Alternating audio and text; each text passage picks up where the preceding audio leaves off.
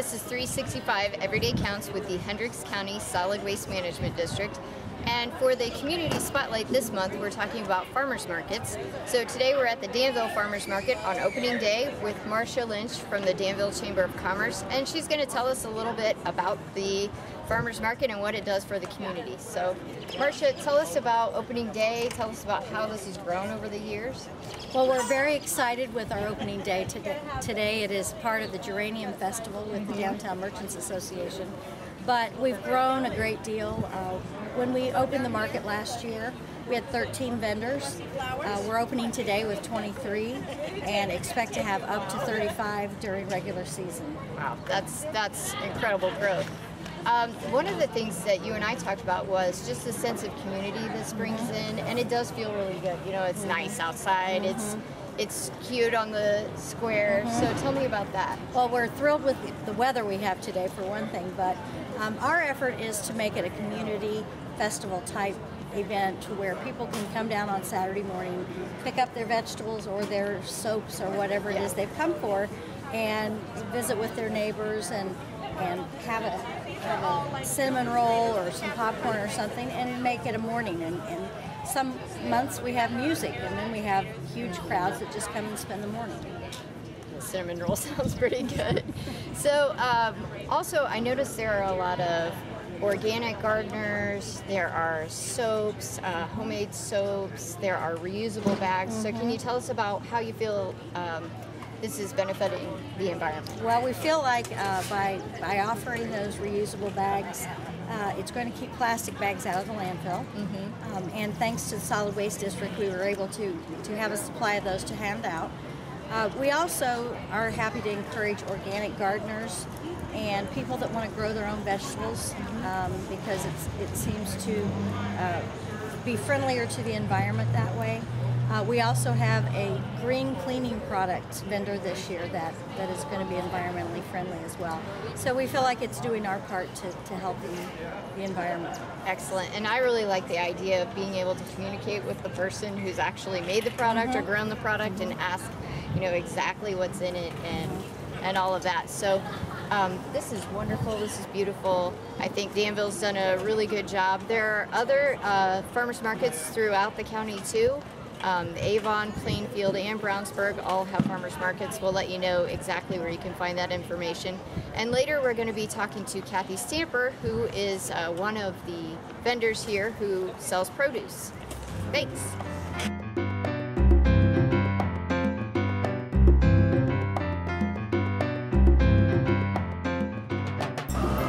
At the Danville Farmers Market, and we have found some really cool things. You never know what you're going to find, and today we found some homemade green cleaning solution, and this is Emily with M's Cleaning Solutions, and we're going to talk a little bit about why she does what she does and what you can find here. So tell us about your cleaning products.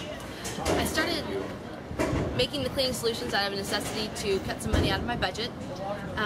And everything is made with ingredients that you would normally find within your home, just put together in the right percentages to make for excellent cleaning solutions. So the other thing that I noticed is that you're reusing water bottles and milk jugs. Tell us about that. Well, in looking for a bottle that would serve the purpose but keep the cost down, I wasn't able to find one that would keep my cost reasonable. So I had a bunch of water bottles and thought that would work. You are best. right here in Danville, aren't you? Yes. Okay, yes. So we really like to support local business.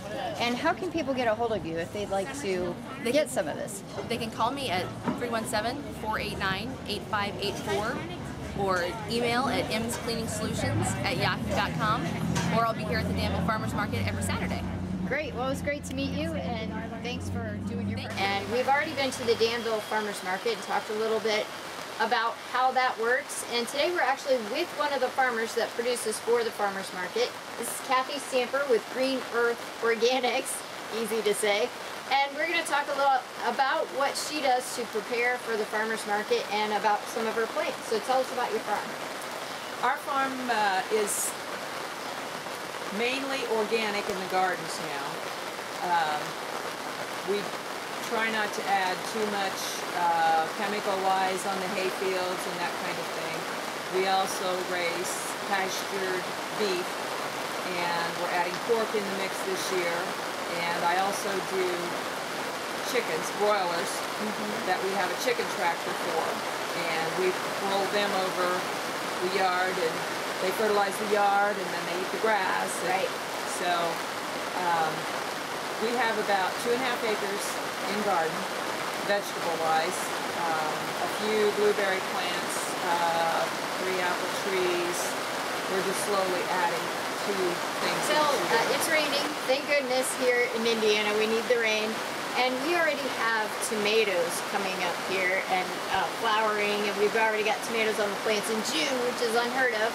So tell us about what exactly you're going to have at the farmers market. Obviously, lots of tomatoes.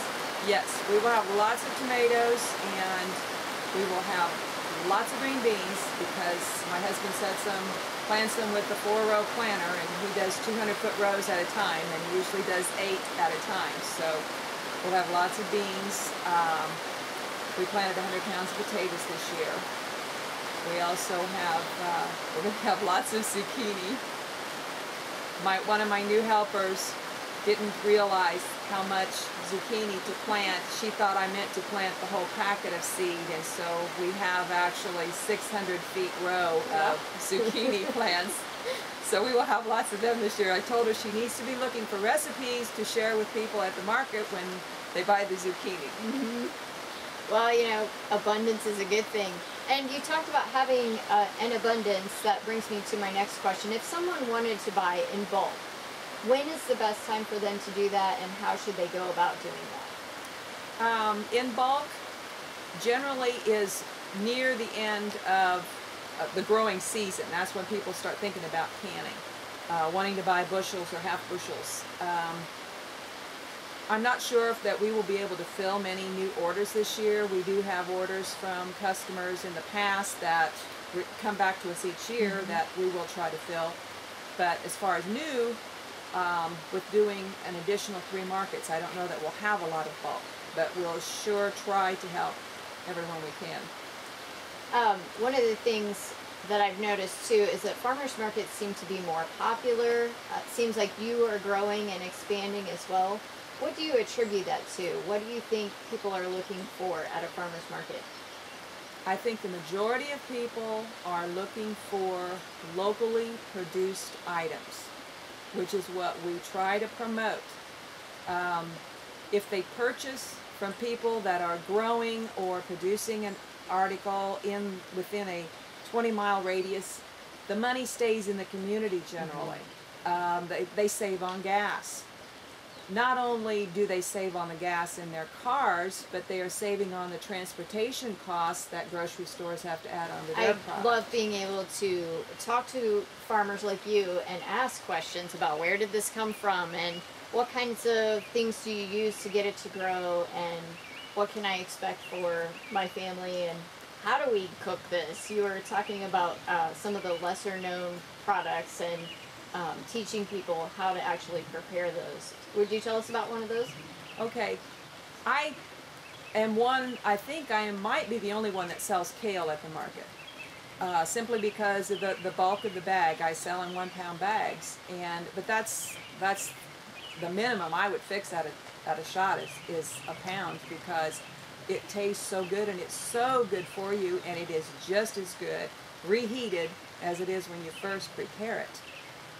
You can even add it to soups once you've had it for the main meal that day. People aren't familiar with it, and so they say, well, how do you fix that? And I said, it's simple. And explain to them how to fix it, and a lot of times once they've tried it, they're back for more the next week. It's good to add a little variety into the recipes. So we have talked a lot about how to get to the farmer's market, what you can expect at the farmer's market, and how the produce actually gets there. Hope to see